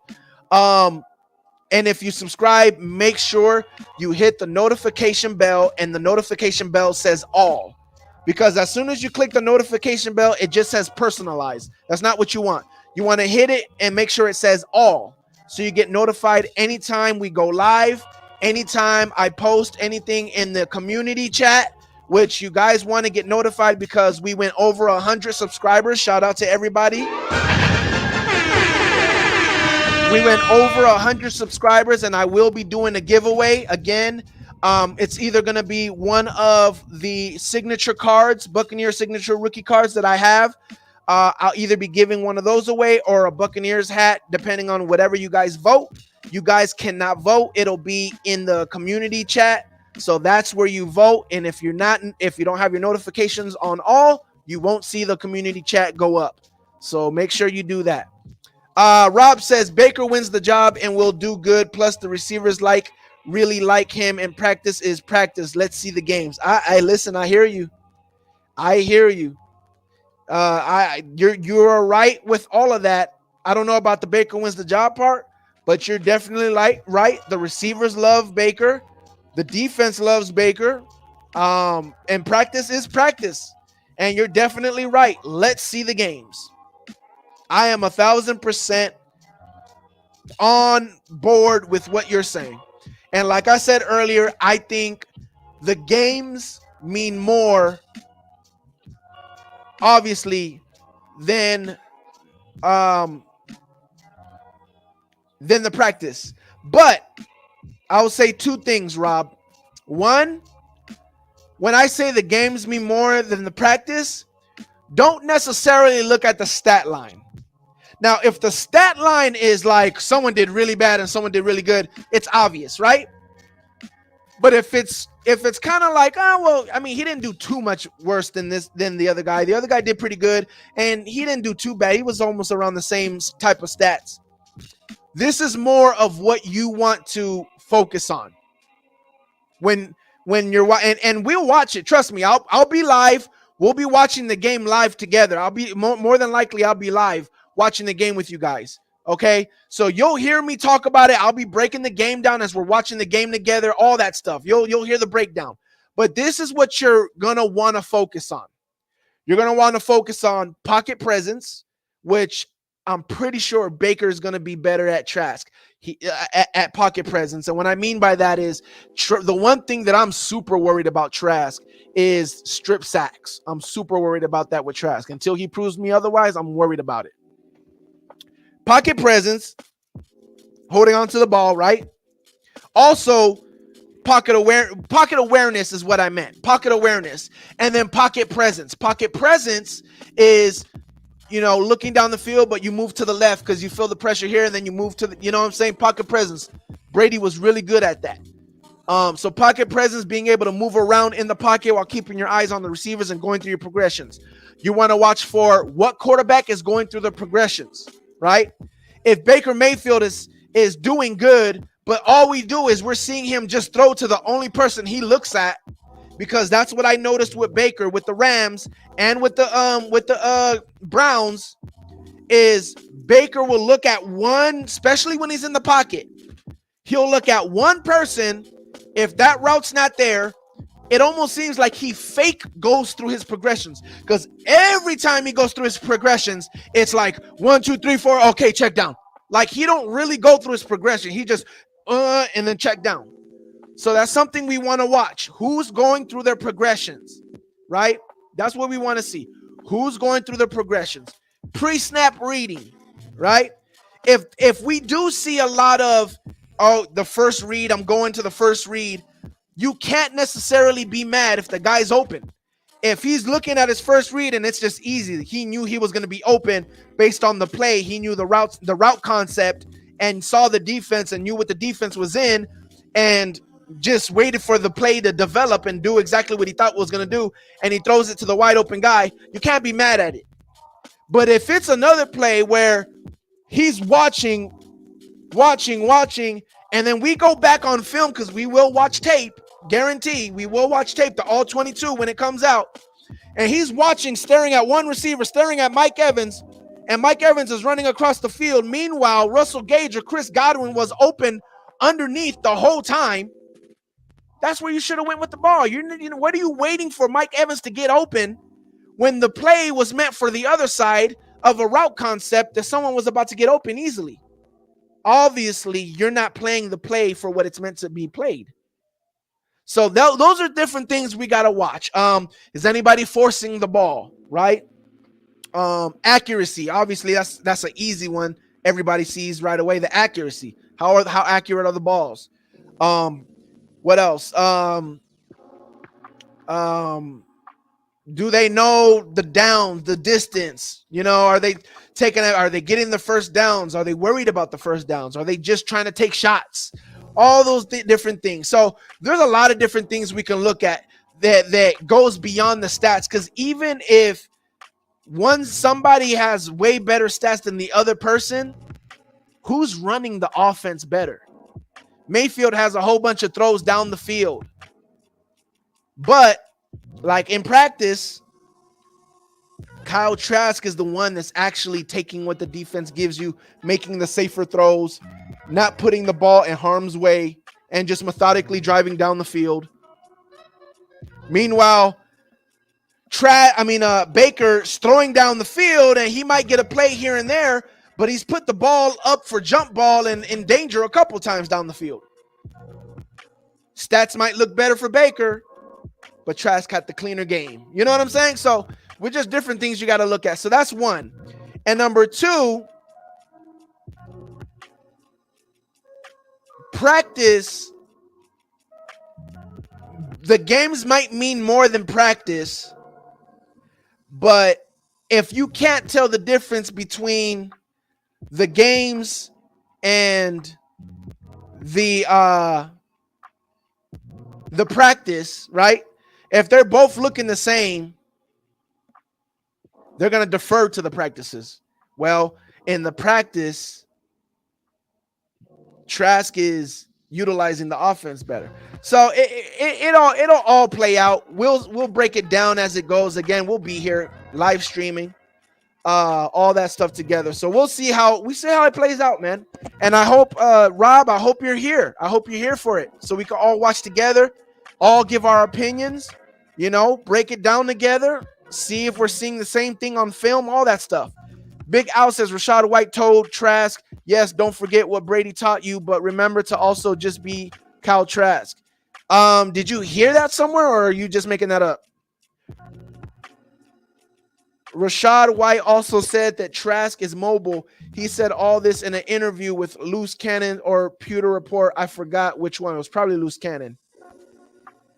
Could have been Pewter Report, but I have a feeling it was Loose Cannon. But I didn't know that. That's what's up. That's what's up. So that was all. We're gonna. How long has it been? Okay, we got two short press conferences that we're gonna get through real quick. Shouldn't take long at all. Not much to break down. Morning. Good morning. I don't know if you have an update on Elijah. I know you said he was going to get an MRI. Was that yesterday, today? It's going to be today, so we haven't gotten it yet. First day pads, Todd, how did they respond to that? Some technique things we got to clean up, obviously, but I thought the alertness was there. We're starting to understand some situational football things, so I thought we put in good work. We've seen Cody Mauch as pretty much the only option at right guard in the first line. How has he handled that? How pleased are you with how he's worked? I'm very pleased at this stage. I mean, he's a very smart guy. Obviously, he's going to see more defenses and different looks as we go, but he handled everything with ease. We like With the way he comes to practice every day. We like his approach. We really do. He understands the game a lot. He didn't say he's doing good. He said he handled everything with ease. That's what you like to hear. So that sounds good. Sounds good. Today, the nice grabbing enough in practice. What have you seen from him throughout the game? He's a technician. He's a hard worker. He understands the game very well. He can play all three positions. So as the pads continue to go on and we continue to play, be interested to see what he does because he's a very interesting guy. Who did he talk about right there? Diaby's interception, Let me go back real quick. I just want to see who is he talking about. Play.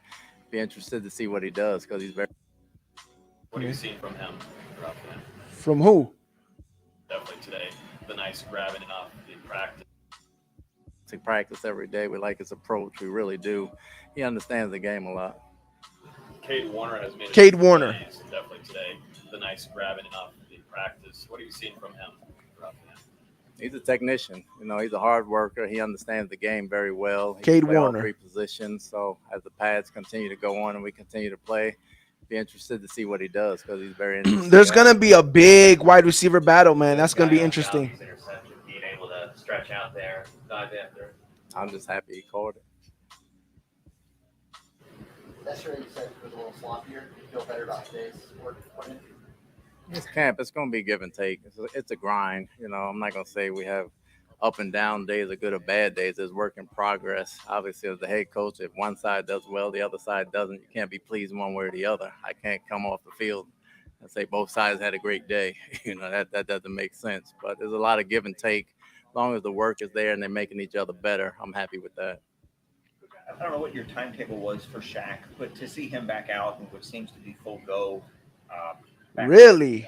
Out there, Over Gage, huh, Rob? If you weren't gone for the last 9 months, how reassuring Is that because you don't think Gage will stay healthy, or you just think he's outright going to beat him? Great. I didn't have any expectation coming in. I didn't know when he was going to be ready, but the fact that he got cleared and the fact that he's out here running around and talking about Shaq at full bore is a big plus for us. It's a welcome sight. Military Appreciation Day. What does that mean for you and the team?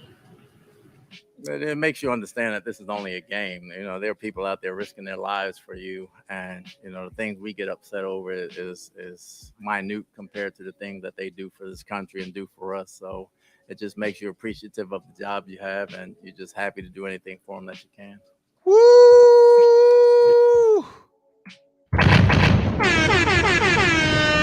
Rob Thompson says he gonna outright beat him out. Shout out to Rob Thompson, bro. He says Tompkins is gonna outright just beat out Russell Gage. Hey, fast with great hands. Yeah, I mean, I'm hearing great things about Tompkins. Everyone's like in wow with Tompkins right now. So you could be right. You could be right. He looks pretty regular right now, right? He's getting back to normal. We're working him in gradually. It's good to see him out there. See Kyle break the pocket a few days here in a row on offensive plays. Is that something that you're looking forward to having in this offense, the mobile quarterback aspect either way? He's not Randall Cunningham, but just he can get out the pocket some. I don't expect him to run down the field and be Lamar Jackson, but he can use his legs when he needs to use them to get out of trouble. Talking about Trask. Has allowed him to take the steps forward that he has from a mental aspect. It seems like he is more decisive with the ball than he was back in minicamp. It seems like he is just able to get rid of the ball quicker. What do you think has allowed him to be able to do that? He's worked hard over the summer. He's worked on his mechanics. Obviously, he shortened up his step. He understands he's not trying to make the big play. He's trying to make the right play. He understands the game, and he's been more decisive with his decision making. And I think that's a credit to him working on his mechanics over the summer. Talking about Trask, he doesn't make the big play. He makes the right play. By the coach. By the coach. He doesn't make the big play. He makes the right play. Oof. Woo-wee.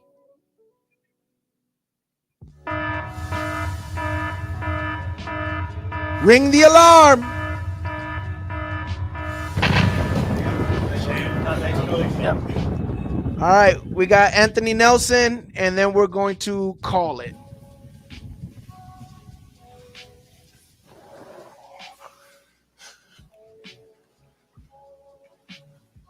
What's up, guys? How are you? Good. Just cooling off a little bit. How's camp going for you so far? It's been good. I think we're off to a really good start. Definitely a lot of small things to clean up, but I feel like we're really humming as a unit. Like a lot of people covering for each other, especially on defense, flying around. The type of stuff that you need, especially down the stretch in the season to be successful. So we got a lot of work to do, but it's a really promising start, I'd say. Kind of in the middle of this roster age-wise, can you appreciate how much younger this team might be, and instead of everybody around you being older, probably more often than not they're younger than you now? Yeah, it's weird walking around now being older than a lot of guys in the locker room. I still feel like the young guy until I look around and realize I'm not. But I think it's good. It's bringing us a lot of energy. Like I said, a lot of fire, a lot of energy, a lot of people flying around, and it's kind of bringing that almost like youthful joy back to it, where it's just like kids out there playing, just competing, trying to win. So it's been really good so far. A couple new outside linebackers in the room with Yaya Diaby and Jose Ramirez. What have you seen from them so far?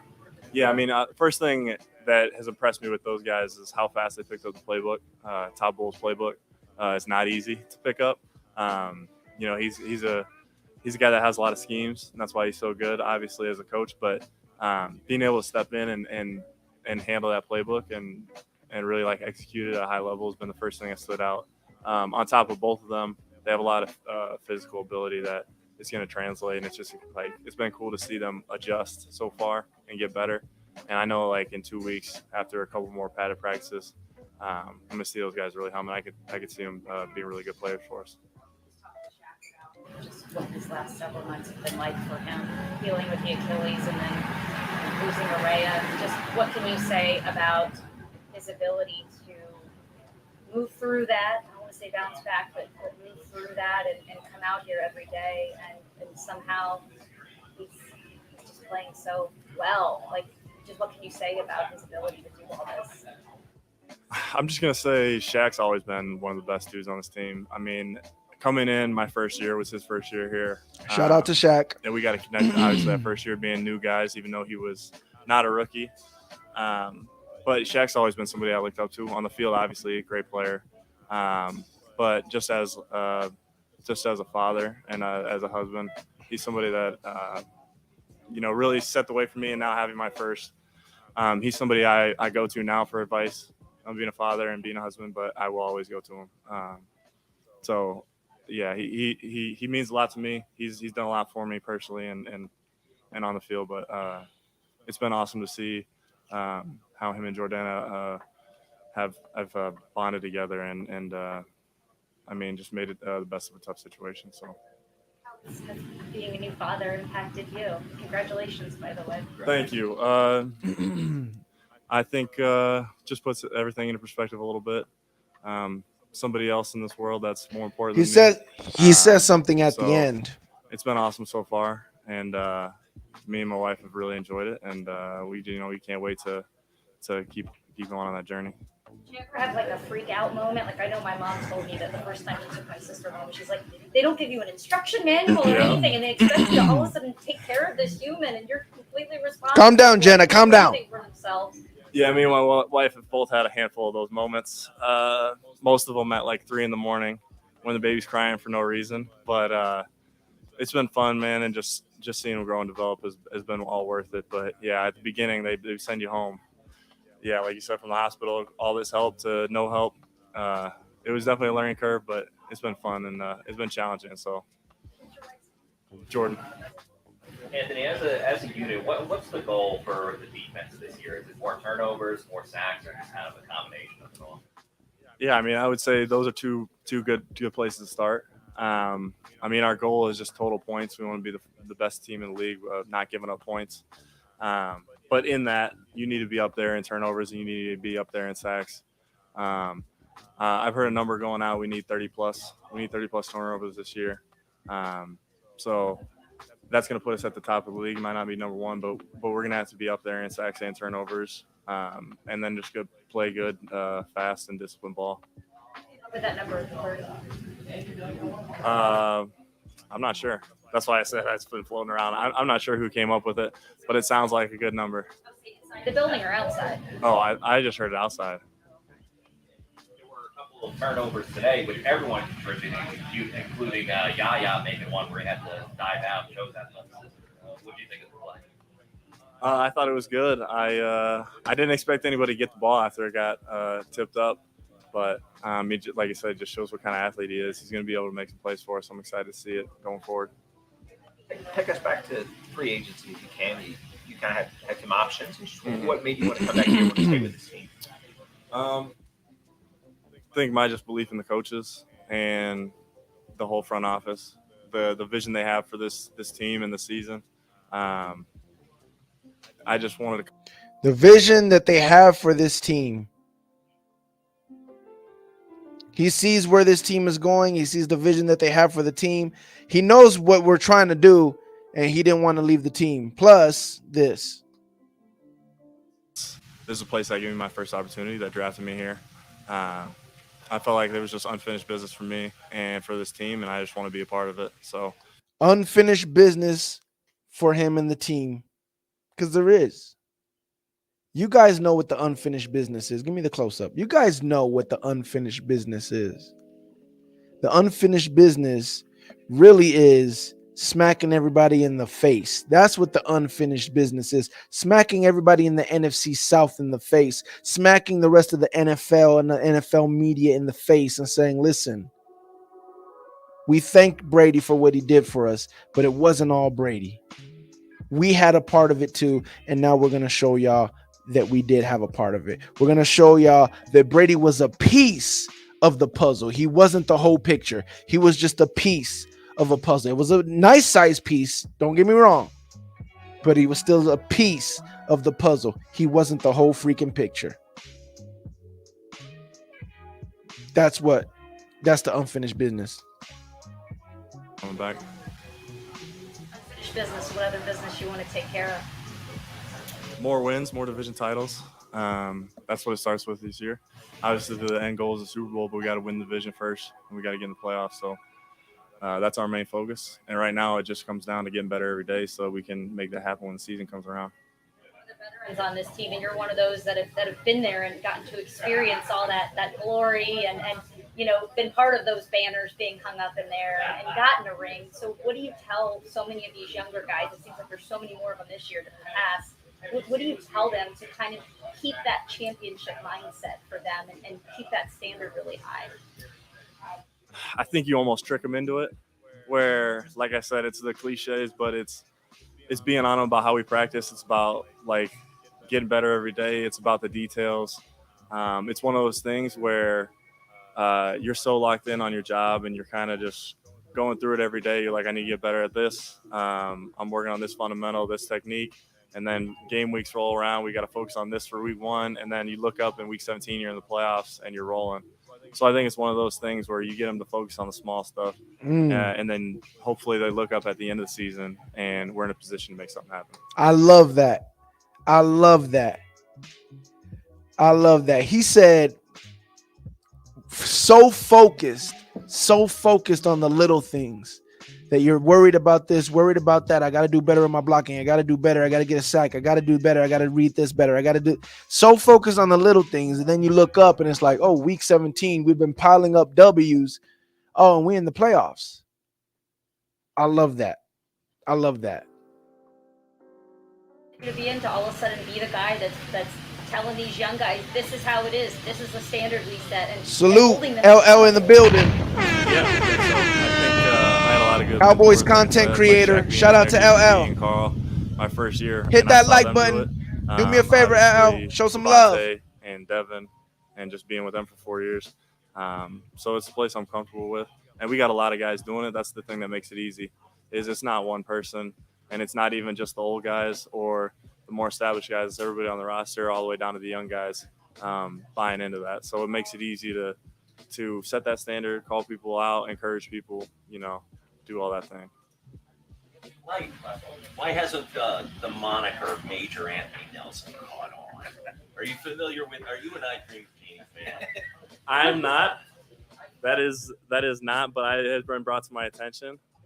I think I haven't been pushing enough. I think that's on me. I think that needs to be my project for the year. My off-the-field project is get Major Anthony Nelson going. First of all, I got to watch the show and figure out what it means or who that is. Yeah. Okay. Great show. So I got to catch up. First, my first job is catch up on the show, and then I'm going to be pushing it every time I talk to you guys. Yeah, I don't know anything about that. Thanks, guys. All right. Well, there you go, ladies and gentlemen. That is the press conferences. Once again, there was another press conference by Shaq Barrett, but I didn't want to play it because it's really not about football. It's about his daughter, and the unfortunate event that took place. And, it's just touchy subject. I don't like to be involved in it. But you can go and watch that if you want on the YouTube channel. So yeah, we had the day today, and I just want to end it with the competition started. We all know now. Everyone's like this now, like watching. Everyone's watching now. Before it was like, Baker got it. Yeah. So what did it? Now everyone's like, ooh, what is Baker doing? Ooh, okay? Let me see what track. Everybody's watching now. Everybody's looking. They know it's a serious competition. Everybody's ears perked up. And Jason Light sitting in the back with a bag of potatoes. Like, I tried to tell him. Just like me. I'm in the back right with Jason Light. I tried to tell him.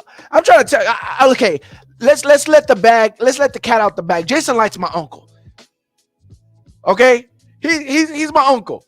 I would just let the cat out the bag. Jason Light's my uncle. I tell him and he listens, and it just is what it is. All right? We might as well just say it.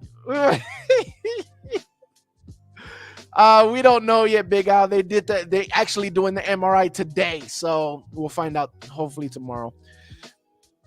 But yeah, man, great day.